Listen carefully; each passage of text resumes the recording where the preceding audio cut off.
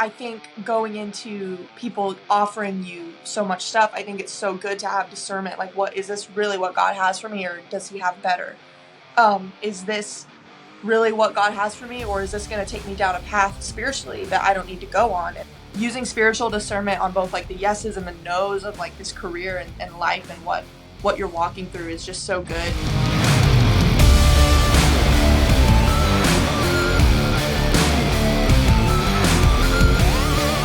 Well, welcome to another episode of the Man Up Podcast. I'm your host, Terry Gwaltney, and we are in for a treat today. We have three guests with us today. We've not done that before. One live, two coming in remotely from Nashville in the metropolitan city of North City, Illinois.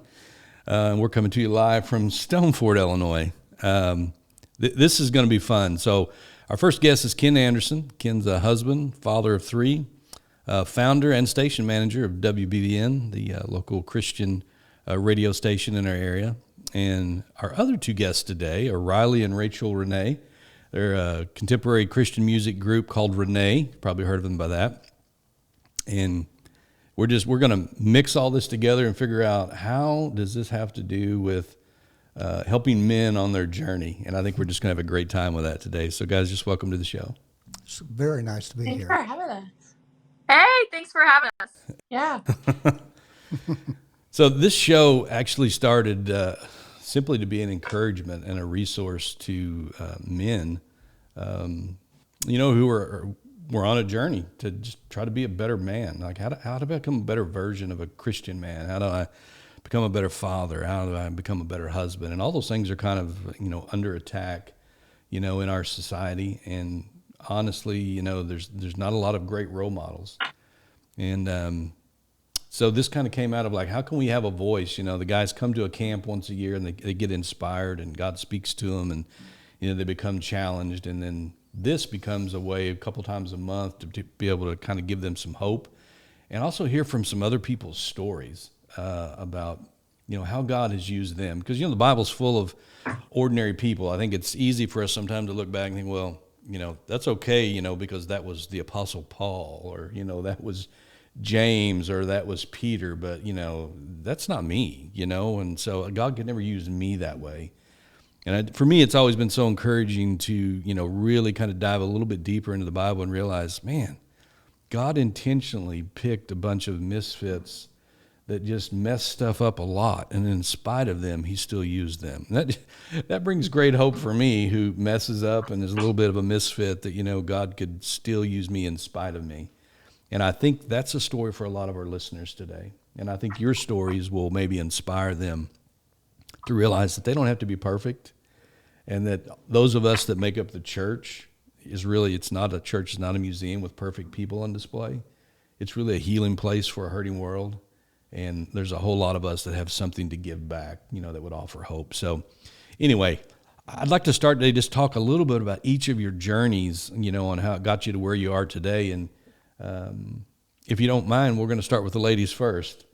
And so Riley, RENEE, Rachael, is however you want to jump in, whichever one, if you just kind of want to tag team that. But you're sitting here now and you're, you have a record contract, you're touring. What got you to that point? Talk to us a little bit about your journey personally and professionally. It was honestly just a crazy domino effect. We started out singing at a super young age. We both would sing in local churches and just pretty much anywhere that would let us around our hometown. And that just one thing led to another, and then next thing you know, we're playing out of state, and then we're traveling kind of all over the U.S. to different churches and different places, and that was probably the beginning of doing music as a whole. But then when we got about, what would you say, Riley, 5 years ago? Yeah. We decided to rebrand because we just grew up singing hymns and covers and stuff. So we decided to completely just start writing our own music, start recording our own music. And we met a producer who is nominated and has won, I think, 2 Grammys or 3 Grammys. And his name's Ted T. He co-wrote Ashes by Celine Dion and we did not know who we were working with. We just had a friend who recommended him. So we were just completely shocked when we saw his resume. But yeah, we started working and recording songs with him. And then next thing you know, we're putting out our own original music as RENEE, which is both of our middle names, by the way. And it also means woman of God, which is kind of a cool hidden meaning. And yeah, we just kept meeting people along the way, and kept kind of working our way through an industry and kind of pushing down doors. And we met a very good friend who is now a part of our record contract. His name's Ryan Stevenson, and he referred us to Goatee Records, who is funded and owned by Toby Mac. So we recently signed there, I would say a little over a year ago. Yeah. And now we're currently putting out music under that record label. Wow. Yeah, well, that's awesome. And so you guys are touring this year? Yes. Yeah. Yes, Yeah. we have a few tours coming up. I think we're doing a show with Jordan Felice in Michigan coming up, and then there's some tours in the works that we can't really go into details about, but there are some tours in the works, and then obviously we're still just playing festivals, a lot of festivals this summer. So that's awesome. So obviously you said you were singing from a very young age. At what point did you feel like, I guess maybe two questions. One, recognize, hey, maybe I have a gift with this. And then two, I think there's a lot of people that have a gift, but they don't necessarily recognize they also have a call. So those may have been two different times, or maybe they were at the exact same time. Can you recall that? Like at what age, and was there like that magic moment, like, God spoke to me and I just knew this was the path for us? Well, we grew up in church. So we grew up in a Christian family. Our mom and dad were great examples, and we grew up in a Christian home. But it wasn't, we grew up knowing about God, but I really believe there is a difference in knowing about God and knowing that there is a God and that one exists versus actually having a relationship and a day-to-day conversation and friend in Jesus. I think there is a huge difference. A lot of people could say like, oh yeah, I know about God. But at the end of the day, that's not gonna be what sets you apart as a believer. You have to actually walk with him and know him and have him inside of you and talk to him and pray and have all these things that make your relationship grow. It's like any relationship. You could have a relationship with a spouse. If you don't give that spouse any of your attention and any of your time, and you just say that you know them as an acquaintance, that's not going to grow your marriage, and that's not going to grow your relationship. So I think when we really figured out that you can know God and not just know about him, and you can encounter him instead of observe him, that was a really big turning point. And yeah, we realized, this isn't just for show. This is something that we have to live out. And so we just started growing our relationship with God. And I think that is what keeps us passionate about doing music for him and not for anything else. Because I always tell people, my big thing is I could sing any kind of music if I wanted to, but I don't believe I don't think that's what I'm called to do. I am called to minister. Every believer is called to minister, whether you whether you're playing massive stages or you're working at an accounting office or whatever your story is, we are called to minister.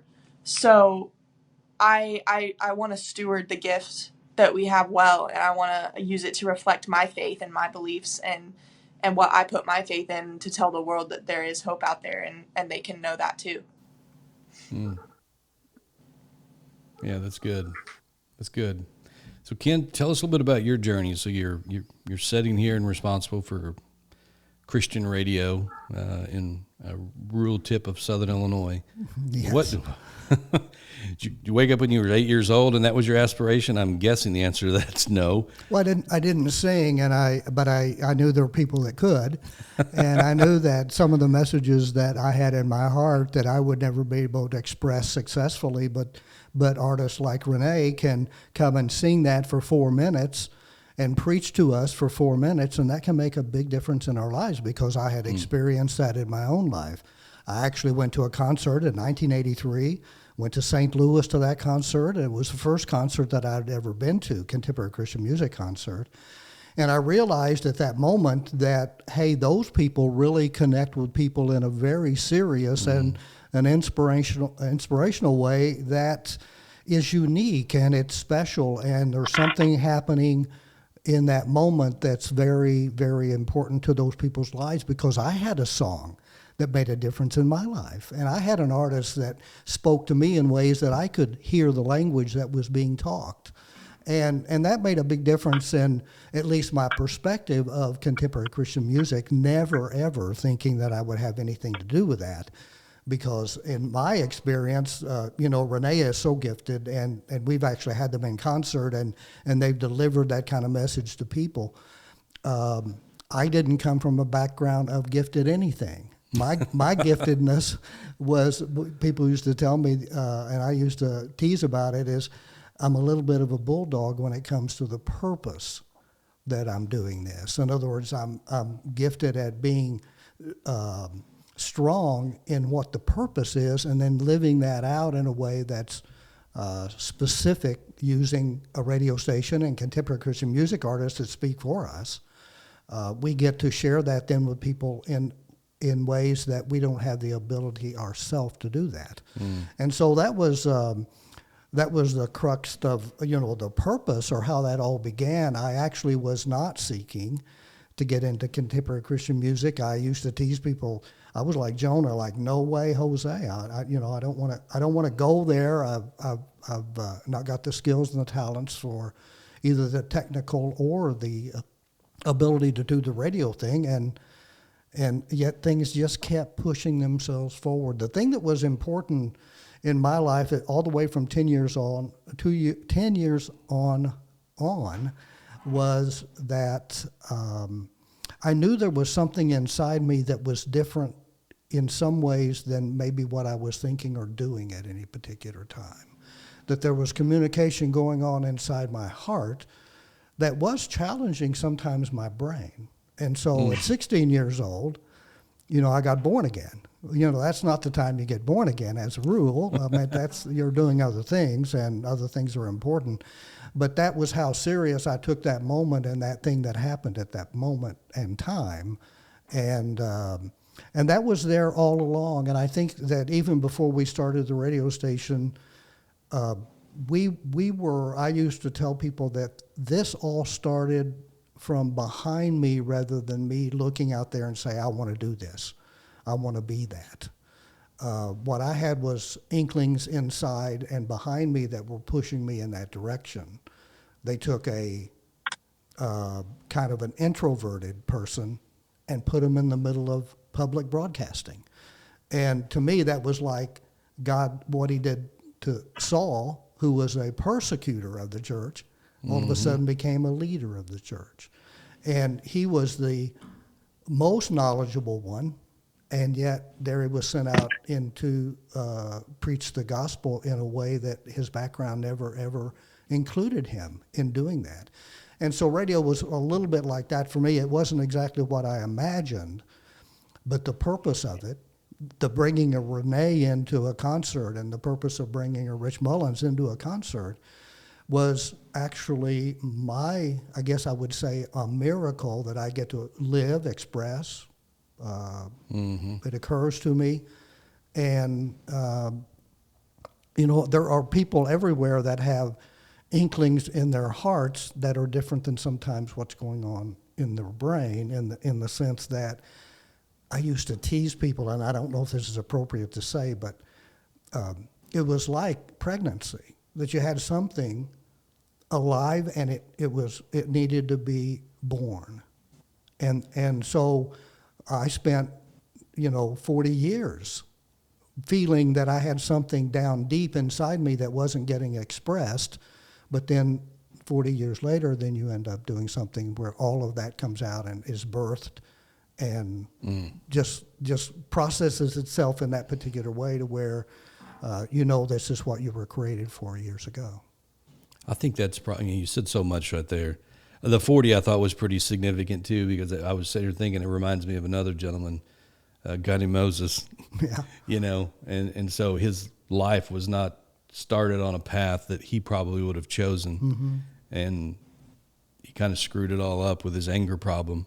And we know that, he ended up leaving Egypt, as a wanted man and not in a good way. He got angry, he murdered someone, he left, and he's hanging out in the wilderness for 40 years. But when it come time for God to go get someone to take the children of Israel out, he went across the wilderness, spoke to Moses. We all know this story. And Moses, much like you, me, and probably Renee, had a list of all the reasons why that's probably not a real good plan, why you would use me, because I can't speak very plain. Don't you know you're asking me to go back to a place where I have a bad reputation? I still deal with this anger problem a little bit. I'm really fine just being a sheep herder. And I think it's interesting how God uses all of our experience, good and bad, to prepare us for the next phase in our life. He just doesn't waste anything. He's so strategic in what he does. Yeah, I've often thought that we want to live above our ability. Because if I just lived to my ability, which is what you're just saying, that if I lived to my ability to do technical things or to do broadcast things in terms of articulating messages, sentences, whatever, or communicate publicly like that's limited. But if you live above your ability, then God takes you at where you're at and steps you a step further than that. Mm-hmm. And Renee can sing at the local church, but then all of a sudden that blossoms into singing nationally around the country. And that's a little above our abilities to do that sometimes. They have to have people bringing them along and helping them. I have to have a staff. I have to have an engineer. I have to have help and things like that God has provided for us, I'm sure provided for them. And that's where we get to do things that we never imagined we could do. It's greater than what we thought we could do. And that's where the part, I always used to tease people, my life is the most fun when I think about there's a gap in it. The bridge has got a gap in it. And the way I'm going to get to the other side of the bridge is his role in it, his power in it, his ability in it. And it adds to my ability to get across that bridge and get to do what he purposes to do. Yeah, I think that's where the natural meets the supernatural, and that's kind of what Renee was saying earlier. I could sing and do in a lot of different genres, but that's not necessarily what I'm called to do. And when you stay in the lane of what you're called to do, there's a grace on that will take you further than what you could get on your own. And so good, yeah. And I think you see that. I mean, we see it all throughout the Bible. I mean, you referred to Paul, and I was talking about Moses, but it's really the same thing. There was common denominators. God chose the person that would be the most likely, most unlikely, and put them in that situation, that when that was successful, it would be very obvious to all those from the outside looking in that this was supernatural. It wasn't natural.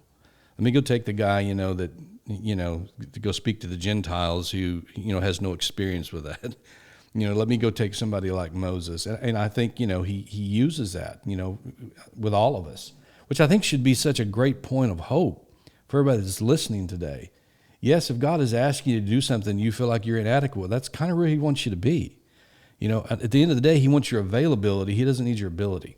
Once he puts the supernatural on your natural, he'll take care of the rest of that. But, if we can ever learn how to be dependent on him and really walk a faith walk, which is just counterintuitive to all of us. We want to know what's the next step. We want to know how you're going to pay for it. We want to know when you're going to do it. And there's not a whole lot of faith in that. That's sure uncomfortable, though, for all of us that are participating in that. So, it certainly wants us to trust. Absolutely. And to trust, that means we lack something because we're trusting in something to bring what we don't have.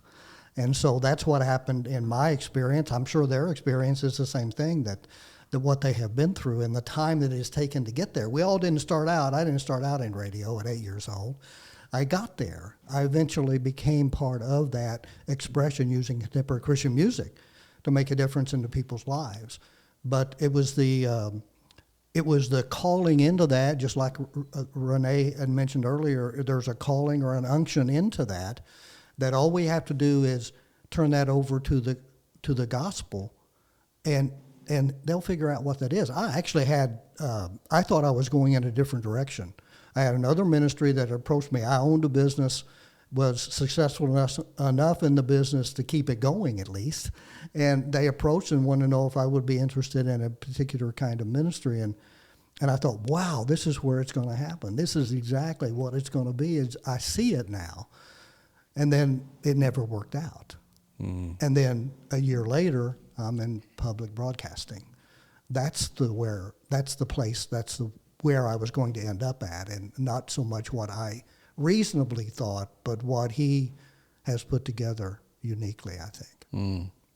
Ladies, why don't you speak to that thought? You know, there's people out there that feel like God has something for me to do, and I have an inkling of maybe what it would look like, but I'm not moving on that because I just don't know. I just don't know what the next step is. I don't have it all figured out. And so depending on some people's personality, that can be a challenge. You know, some people are more renegades, like, oh, let's just jump, we'll figure out how deep it is. And then other people are like, no, this is going to be a calculated risk. And so until I have all the facts in front of me, I'm not doing anything. You know, speak to those people from your own personal experience, because I'm sure there's been a lot of steps of faith and trust that you had to make, not really knowing exactly how that was going to turn out. Yeah. I have found so many times that, he equips the ones that are unequipped or that don't feel, like they're equipped. And, I know we oftentimes have felt like we were unworthy of something, or that, it wasn't going to happen in the right timing we wanted it to. And then it always ends up working out for the better. All the doors that have closed or all the doors that have opened, like there's been a reason for that. And looking back from the bigger picture, we can see that now. And in the moment, it hurts. And in the moment, it doesn't feel like, we're doing a very good job or we're doing what we should be doing. But it always ends up working out exactly how it needs to be. And I think that when you just trust and you say, you know what, hands off of it. I'm going to let you do whatever you want. And if it works out, fine. If it doesn't, that's fine too. And, I found so much peace in that, and just like letting go and hands off the reins. And I feel like everything works out the way it's supposed to be when we just put our trust in God and we don't try to control every little step that we make. So I have seen that happen in so many people's lives too. So many of my friends, like whether it was a job that they wanted or something comes along even better than what they didn't get. If they didn't get the job that they wanted, or they didn't get the car that they wanted, or and then everything comes along and it ends up being better in the end. So that's what I've learned recently. Just trust and take the hands off the reins and see what happens. Rachel, anything to add to that? I think that's so good. I honestly would agree as far as just like trusting. I know in the moment, I'm someone who, I would say I'm a little bit glass half empty. Like I would say I'm more pessimist, or maybe I'm just realist. That's a good one. That's maybe what I'm gonna tell myself I am. But I think, like when for me, rejection is always something that just sends me into like, oh, well, I'm not supposed to be doing this. This isn't what I'm supposed to be doing. Blah blah blah blah. Like it's over. The world's ending.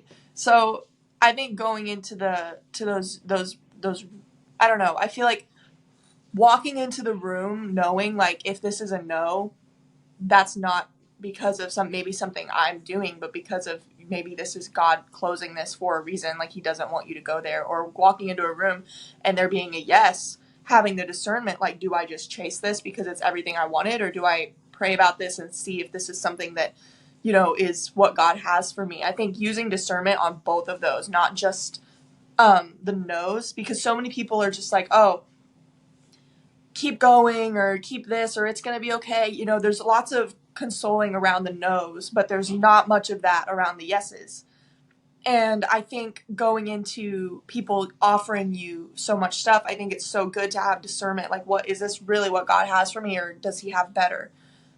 Is this really what God has for me, or is this going to take me down a path spiritually that I don't need to go on? And maybe if I back out and do something different that I didn't want to do, like maybe it's like an example of like two big colleges, like this, they both want me, one's a little bit less, but I feel like God is telling me to go to that one. So I think using spiritual discernment on both like the yeses and the nos of like this career and life and what you're walking through is just so good. And what Riley said too is just, yeah, I think I think God definitely ordains our steps and he knows our plan. So trusting him is always the best option. Mm. Yeah, that's so good. I think, I can look at my own life, and I remember this particular season in my life, and, there was some pain in a portion of that season. There was also a period of success. And I think much like to what Ken was saying a while ago, I mean, I kind of can have a bulldog determination in certain things. Well, that can help you in some situations. It can also keep you out of the will of God in other certain situations. And I remember going through that season. It was like one day it was just so obvious to me, like, this is so hard. And God just spoke to me. He's like, because you're doing all these things that are good, but you're not doing the one thing that I really called you to do. And that was such a aha moment for me. Like, are you kidding me? And then it kind of became very obvious. And so there became a transition out of that in my life. And I remember looking back on that early on, and it was like, I can't believe that. That was such a waste. I'll never get that period of my life back. And what a waste that was.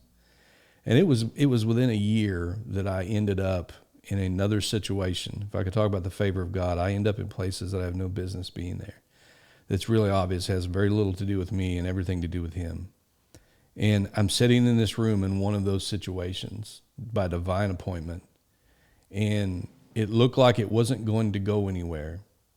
And then what was said in that meeting was, we would really like to have you in our organization to help us with something like this. But unfortunately, the only thing that we really have open is this.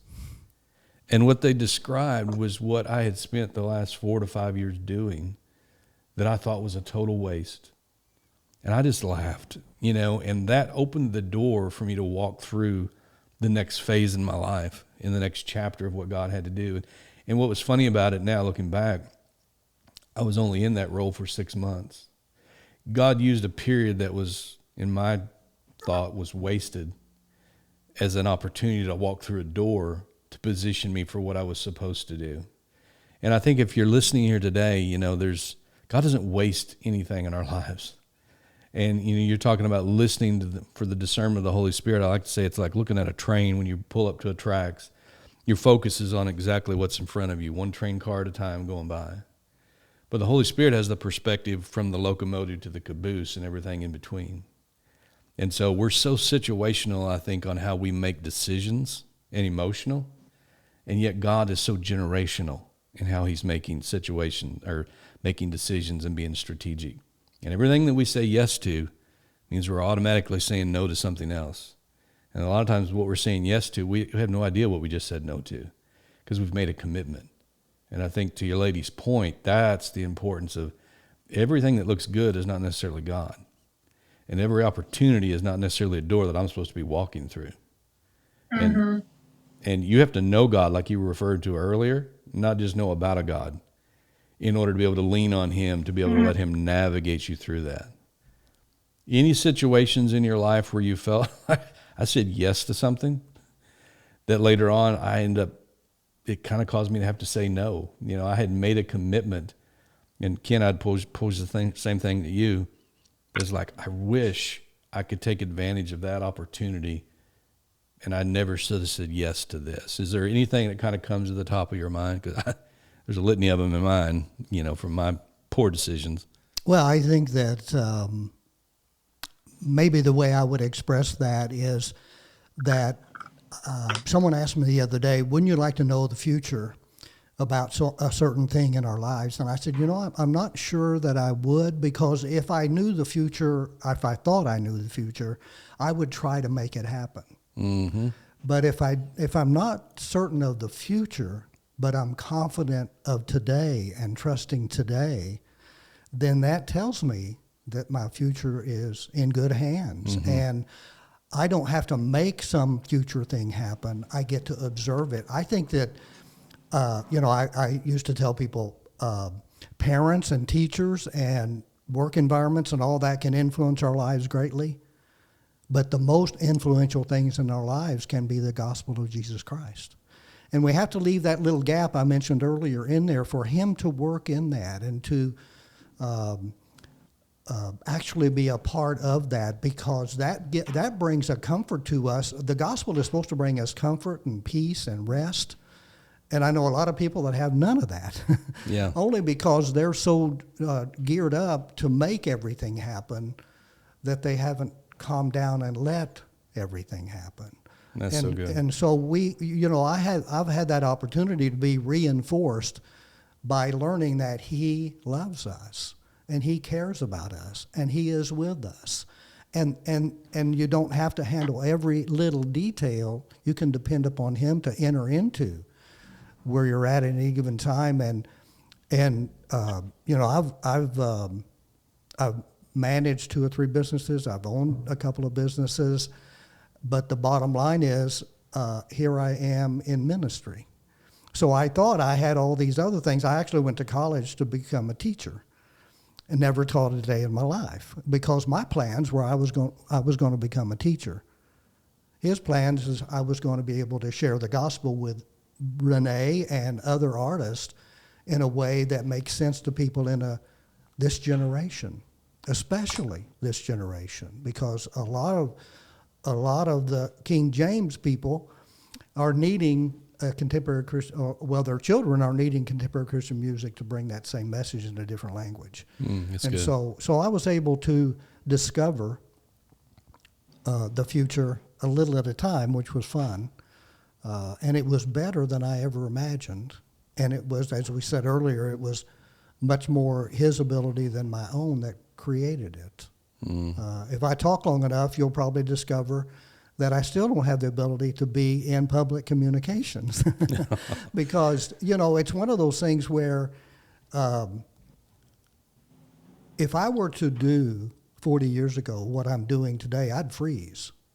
If I were to do this today, I'd have 10,000 things on my brain other than this. But, it's just that I've been given the confidence and the place, if you will, of God being able to put me in places and having the confidence that He is with us at that particular time. I believe He's here with us today. I do believe He speaks to us all the time. Absolutely. We have a song that Out of the Grave put out in 96, I think it was. It's called He Is Not Silent. But one of the lines in it is, He is not silent, we are not listening.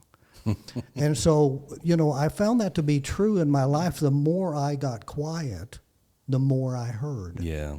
The more the silence spoke to me than all of the noise around me. So I do believe we can say yes to a lot of things, but if we're yielded to the gospel of Jesus Christ, He is going to guide us into the places that we really need to go, even though we may have gone off stride. I had a conversation with someone, and I said, it's basically never too late. It's never too late, because He's right here, He's right now, and He's willing to share with us what we will preferably be doing in the future. Yeah. Yeah, I think there's some encouragement in what you were saying there, even relating to that song, because I think a lot of times we're crying out like, well, God's just not saying anything, when really it's not about Him not saying anything. It's just we're not in a position to be listening. Yes. And one of the exercises that we do at the camp, and I thought this was so profound, is, we have a big top tent, and there's 4 major events that we do under there, so they're themed. And then most of the magic for our Man Up Adventure Camp happens around a campfire in groups of 10 or less. But the second one we do is in the middle of the day, and when we're done with that, the guys are sent out with a little journal out into the woods, into the creek, and they can't say anything for an hour, and they have to be totally by themselves, and they just write whatever it is God's speaking to them. And so over a 3-day event, probably the thing that we heard the most feedback from was how God spoke to me when I was studying next to a tree and nothing was going on. God wanted to speak to them like that the Tuesday before in their backyard too. But they got themselves in a position to be, okay, nothing else, because we don't allow any technology on those 3 days. And so, if you go out and there's no phone and nobody's allowed to talk to you and you just go sit somewhere, it's amazing how much God begins to speak. And guys begin to write things down, and it was amazing just what God did with that little bit of time, which I think that's an encouragement for some of us that are listening today, is slow down long enough to hear what God is already saying and begin to do that. Because there's so much frustration, I think, trying to figure out. It's not that God's not speaking. I mean, his word speaks to us every day. The Spirit living on the inside of you guides you every day. It's just getting into that spot where we're in a position to listen. I'm curious, and ladies, I'll ask you this. With what you're doing today, what do you think is probably the most misunderstood thing about what you do? So I'm sure there's people all around, girls all around, guys alike, it's like, contemporary Christian artist. Well, if I could only be that, my life would just be so easy and so grand. And I think a lot of people are like, oh, what you do is so luxurious. And it's so not. Like, No. it's so crazy. Like, you'll be in the back of a van, in a passenger van, and you'll be in the van for 17, 18 hours at a time. And you'll be stopping at McDonald's, and you'll be stopping like at a Burger King. And so I think sometimes people, It's impossible to eat healthy on the road unless you're like packing carrot, celery in a cooler and taking it. I think that was the first thing that came to my mind, which is probably not the best answer. Like, obviously, I'll probably think of a better answer, but I just kind of laughed at myself because everybody's like, oh, you have such a luxurious thing. And hey, I'm so thankful. I love what we do. I wouldn't trade it for the world. And I understand, like, it's a dream for sure. But sometimes it's not as luxurious as I think people make it out to be. Ken, for sure. Same question, Ken. What's the most misunderstood thing about being a pioneer in the radio industry? Well, it's a hard question. Haven't thought about that before. I think the thing that there again, I go back to the bulldog idea of what was the purpose of even starting all of this thing? And 35 years later, are you still in the purpose or have you wiggled out of it? And so I think the reason that we got into it was, and I have a story that I may share someday with somebody, but I've never shared it with anybody but my wife.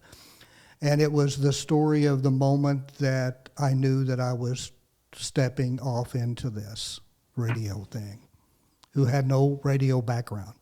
I was a business owner. And the moment that happened was very clear and specific as to why I was doing it. It had purpose all in it. And so I think that probably what we would be misunderstood about is that we got into this because it's maybe it's show business, or maybe we like being in front of people, or maybe we want to get involved with more of the glamour of it rather than just the simple fact that we came to encourage believers. It was very simple. We still do that today. It's the guardianship around everything that we do, that it's how it affects 15,000 other people, not how it affects a radio station, that our purpose is. And sometimes I think people can see a radio station as kind of self-contained and enjoying what it does because it's skilled or talented at it. What's really important for us is that it has an effect on other people's lives, and that's still the purpose of it. So it's not just the music. It's not just, Renee's not in it just for the music, but also in it to affect people's lives, to make a difference in their daily lives. That happened to me in 1983.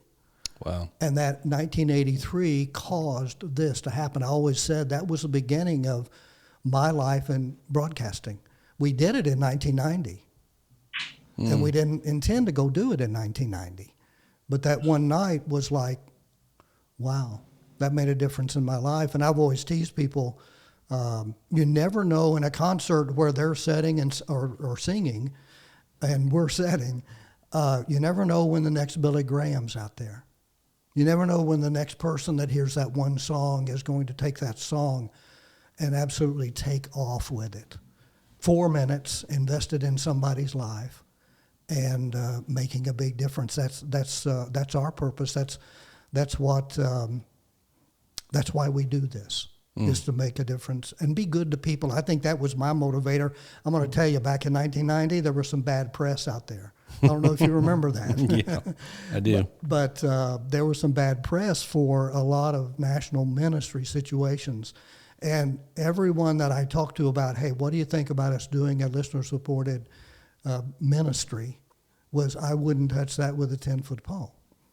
And so we went out right in the middle of when it was the worst time. As you were saying earlier, some people who have no ability are asked to go and God give them ability to accomplish what he wants to do. We were that kind of thing where the environment was not conducive to us doing it, but we stepped out into that because there again, we had more of an unction inside of us than we were able to just judge what we were seeing and hearing. Yeah. Anybody that could see and hear, this is not the time. But if you know that God has sent you to do this, if he sent Renee out to sing, then you just go do that, and you do it to the best of your and his ability to accomplish it. Partnership. Yeah. So I'm going to throw this out to all three of you. Tell the people listening today about just kind of what you've experienced about the importance of the favor of God, because I think that's the game changer in what we're talking about. We're talking about our ability and his ability and natural versus supernatural. That's really where that favor comes in and begins to play a role in that. And I'm sure all of you have sensed and seen that. In hindsight, it's always 2020.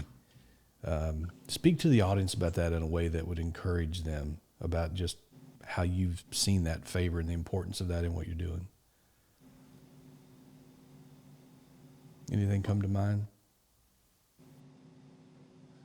I think just being where we are is we're alive, we're breathing, if we're living, I think we've got the power of God on us. We need to, step into that. A lot of times I think people don't believe that they do have that.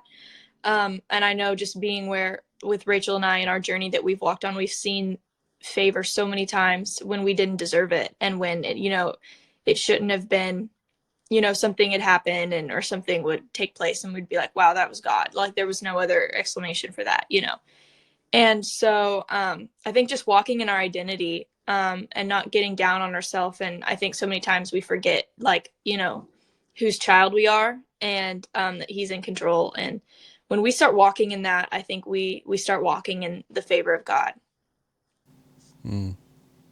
Favor sounds a lot like grace. It's something we didn't earn or deserve, doesn't it? Yeah, that's so true. So true. I agree with that. Ken, importance of favor, anything come to mind? Well, only in the sense that I have found that his favor increases as my integrity is stabilized. In the sense that you are doing a ministry here.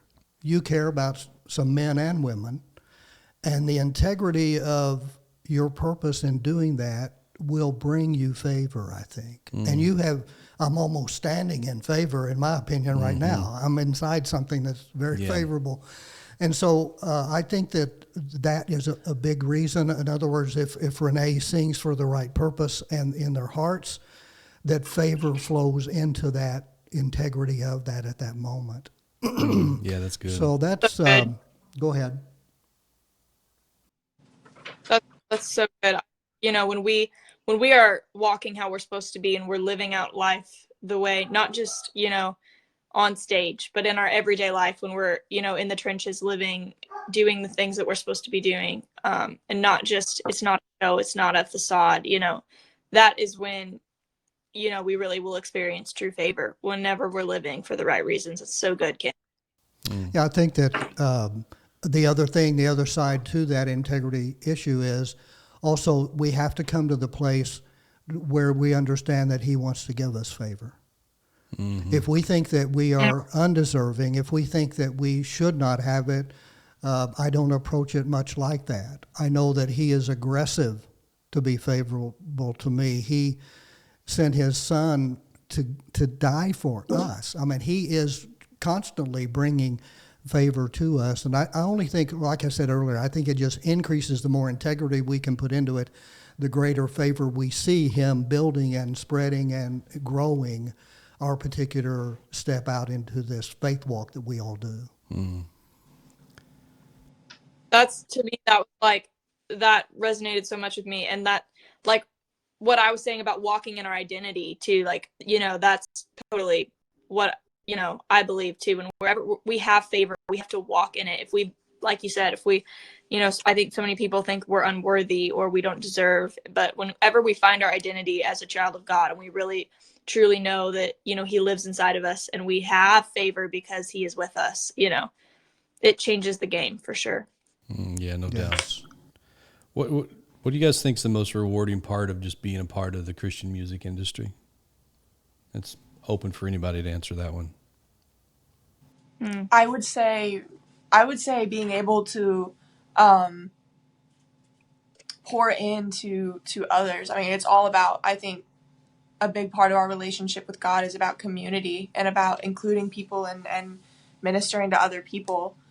And I think one of the most rewarding parts for me personally is just being able to connect with other people who maybe are going through the same thing or who heard a song and say like, hey, that really spoke to me, and being able to share Jesus with also an audience who may not even know about him. So like with Kent, you know, when you're playing songs and songs come on the radio, people who aren't just Christians hear that, and people who aren't believers can hear that and resonate and even give their lives to God in that moment. So I think the most rewarding part is just being able to be a vessel and being someone who God can humbly use and navigate to where he wants us. Furthering the kingdom, yeah. Yeah, that's good. I want to switch gears just for a minute in this little bit of remaining time that we've got. And I want to go a little bit more personal. You know, for a lot of the folks that are out there listening, you know, relationships are, you know, so much more important at the end of our lives than what's in our bank account. So what are we investing into those relationships where we know that, you know, we're depositing something, so there's a withdrawal that we can pull on if we need to. And Ken, I know you've been married for a while. How long have you been married now? That would, am I going to admit this?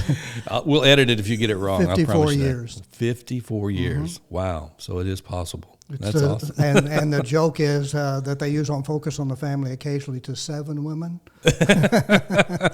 No, that's not true. 54 years to Jane. Wow. That's congratulations. That's amazing. Ladies, are we married? Not married? Tell the audience. I'm married. I was married last in February of this year. Wow. So we got both ends of the spectrum. And then Riley? I'm not married. No. That's awesome. So we're going to get 3 different perspectives, which is really good as we talk about this. So A newlywed, a non-married person, and then someone who has been a pro in the marriage game. that's awesome. So how important, I'm going to ask you this first, Ken, from a 54-year perspective. This for us, next month actually is 38 years. I tell people we got married as kids, we had kids as kids, and we all grew up together. And there's a lot of truth and a whole lot of stories and all that. How important do you think it is to invest in your marriage on an ongoing basis?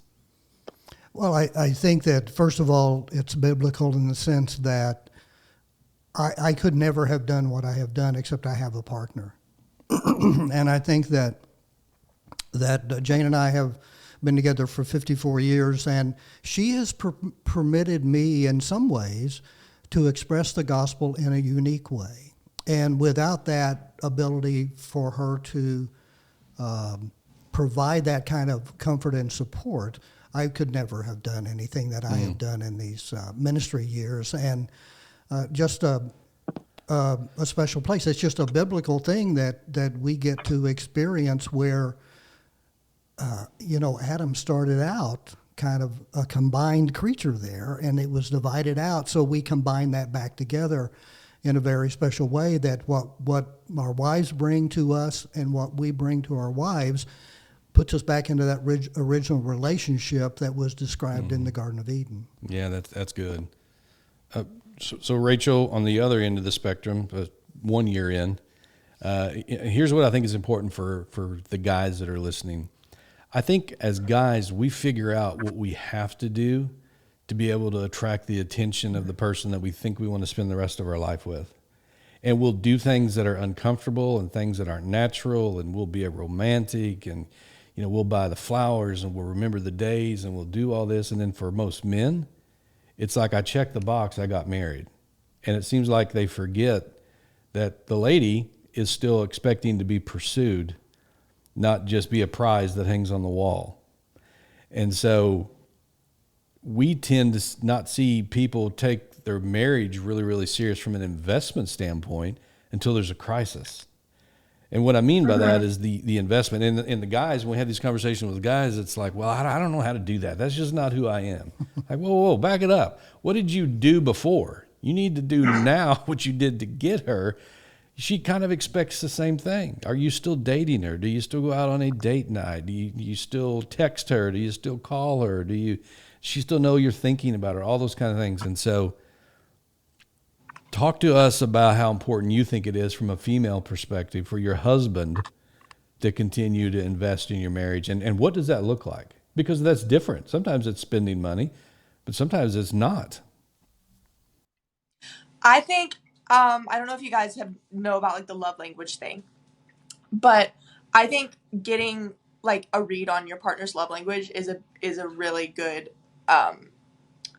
idea, because I don't know, some people like when you buy them things, or like some people like acts of service, like coming home from work and the dishes be done or something like people like, and that may seem like basic household stuff, but like, I don't know, maybe something that someone in the house has wanted to do for a really long time and they just haven't had time to do it, and then they come home and it's done. And that's just like, some people really enjoy that, and whereas other people don't really enjoy that, but they enjoy maybe like physical touch or other things in that world. And so I think for me personally, it's not about like buy me the biggest and best things ever. Like for me, it's about like the small things. So if I come home just on a random Wednesday and there's like flowers and like a note, to me that's like just the sweetest.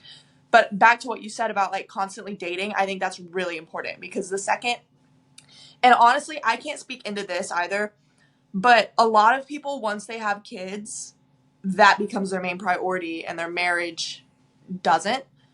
And I think it's such a big thing to always keep, your marriage first. It's your relationship with God, your marriage, your children. And so I think constantly dating and constantly just putting forth effort and showing that you're showing up for your spouse, and you're showing up and you're doing things, and you're being active in the relationship. I think it's something that a lot of people, like you say, kind of slack off on after marriage. And I think it's so important to just continue being best friends. It really helps. Like me and my husband were literally each other's best friend, and that helps a lot. We fell in love through each other's, just the way we like hang out, and the amazing fun times that we have when we're out together. It could be anything and we could make it fun. So it's really important to just continue like consciously doing things that are going to make you laugh, make you detox, de-stress, and just have your own time, and just have a moment between the two of you that would bring a lot of joy, that doesn't feel maybe rushed or like work, or like something that's going to even stress you out even more. But just having those times of really detoxing from everything else and just spending time together, I think those are really important to do in a marriage, especially one that has just especially like for me and my husband, we just got married. So being conscious about keeping that going is something that we're really trying to stay aware of. That's so good. I think we know we've done a bad job at that when we get to the season of our marriage, we're an empty nesters, and people are like, we don't have anything in common. And so we're just getting a divorce. And really what that tells you is that all along, life got filled with the logistics of life and being a business partner, so to speak. And then you remove the kids and all the questions and the details and the logistics of running them around. It's like we didn't have anything in common now. It's because they were so busy with life going on that they didn't spend time investing in their personal relationship. And so it's so important. We're just trying to always send that wake-up call, like invest now. I mean, if you can go through your checkbook and you've invested more in your pet than you have your marriage in the last year, that should be a wake-up call. I can't afford to go do this. Well, you can't afford not to do that. It's amazing the people that can afford attorney when the marriage is crashing are the same people that couldn't afford to go on that retreat their wife wanted them to go on that would have cost them $300, isn't it? So, Riley, speak to the men out there today, like a godly woman in search of a husband. What's important to you? What are you looking for? I think that'd be a great Yeah. perspective for them to see. Yeah. Um, I'll say this really quickly because I do have to hop off here in just a second. But I think just, honoring God for one is the top one at the list. But, being a man of your word, being truthful, being honest, being someone who prioritizes, both the Lord and also you and your needs. And if you I think being sensitive to is such a big thing. I think sometimes men have this idea that they need to be tough all the time, and like they've got to act a certain way, or uphold a standard. But having a gentle spirit and having a spirit of humbleness and sensitivity, where they can help you through certain things that you're walking through, or they don't always have to be the "oh, you'll be fine" kind of person. Like having those spirits about them, I think are really what someone I'm looking for. Someone who's not prideful. Um, yeah, someone who has like the fruits of the spirit we were talking about. My pastor was going through a sermon of like, I think it was on Father's Day, of like the traits of a man, the characteristics of a godly man. And it was faithfulness and compassion and someone who's passionate about something. So like reading those, honesty, I'm trying to think of all of them. There were a lot, but they were so good. And resonated with me, especially of like that's who I want to look for, and that if those aren't on your list of characteristics for a man, they need to be. You need to have someone who's honest and compassionate and passionate about you, passionate about God, and truthful and faithful. So those are the list of things that I really admire in a godly man, for sure. Well, man, when we think man up, we know there's a lot of, I think sometimes we conjure up a whole lot of ideas that aren't necessarily what it truly means to be a man, which is the subject of a lot of what we talk about. And so there you heard it right there from a female perspective. Just be honest, be passionate, be sensitive, all the things that are counterintuitive to the image you're trying to put out there, not really what most women are looking for. So good. listen, we're really excited, as we come to the end here in September. RENEE is going to be with us under our first Worship Under the Stars event, September the 21st, out here at Legacy Farm. Man, we are excited about having you there. Stephen McWhirter is going to join you. We're just going to have a night of worship under the stars. What would you say to the folks that are listening to, and what are you most excited about that evening? Because I'm guessing that's maybe a little bit unique. It is for us anyway. Yeah, I am so excited. After seeing the building and the facility, you guys are not going to want to miss this. It is so beautiful, and I can't imagine, under the stars, how pretty it would be. So I definitely think you need to come out and be with us, and it's going to be an amazing night. So come on out for sure. Yeah, it's going to be awesome. And guys, more information, go to our website. You can go to legacyfarmstoneford.com. There's information there. You can go ahead and actually get your tickets now. The tickets don't cost anything, but you have to go on and actually get a ticket so we can gauge how many folks are going to be out here under the stars with us. So we don't have more folks than we have room for. So it's just going to be a great time. I'd like to end with, one final question for those of you that still have time. And I appreciate your time, ladies. Riley, if you need to hop off, I understand that too. How do you guys want to be remembered at the end of your life? You're all pursuing a calling, something that you're passionate about, something you feel like God has called you to do, your assignment in life. When it's over, how do you want to be remembered? My quick response to that has always been the dream of the ministry itself, which is I want to be someone that's remembered because of their integrity. And I used that word earlier. It seems to be a big word in my vocabulary over the last few years. But integrity was very, very important to me from the very beginning. And it would be very, very important to me ever how many years later when they are able to say, well, he held on to that. And you have to hold on to it. Yeah. There's always temptations away from that type of integrity about loving people. I think that the opportunity to have done that for what now is 35 years, to be able to say, well, what we began the ministry for is exactly the same reason that we're still in it. Mm-hmm. And the integrity of walking through that, and had many diversions that came along the way and could have taken off on a different track and ended up with a different process. I had many people approaching us all the time about things like growth and multiple stations and doing this and doing that. But to me, I couldn't get past the fact that, okay, we've got maybe 15,000 people a day that are listening to this radio station. I want to make sure that I give them exactly what we intended to come and give them. So the integrity part of that would be the legacy that I'm interested in. That's so good. I think we can attest to the fact that your giftings can take you a place your character can't keep you. Right. Which is why integrity is so important. Rachel, how would you answer that? How do you want to be remembered? I would say,